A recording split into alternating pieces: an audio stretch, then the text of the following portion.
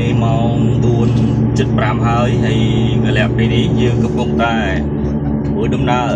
ឆ្ពោះទៅកាន់AS ខណ្ឌដង្កោបាទឥឡូវនេះយើងនៅខណ្ឌមានជ័យយើងកំពុងតែឆ្ពោះទៅខណ្ឌដង្កោសង្កាត់ដង្កោរាជធានីភ្នំពេញទៅក្នុងបុរីលីមជើងហាក់ចំកាដូដែលមានផ្ទះអាជីវកម្មច្រើនប្រភេទដែលមានដូចជាផ្ទះវិឡាផ្ទះល្វែងស្រោអងដឺមានដូចជាប្រភេទដីឡូដីលំហែក៏ដូចជាសួនពាណិជ្ជកម្មខេហ្វាន់សម្រាប់ជួលមានកន្លែងលក់ភេសជ្ជៈគ្រប់មុខ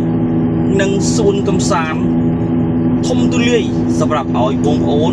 ទៅទស្សនាកំសាន្តពេលល្ងាចឡើងនាំកូននាំចៅទៅផងណាសូមអរគុណ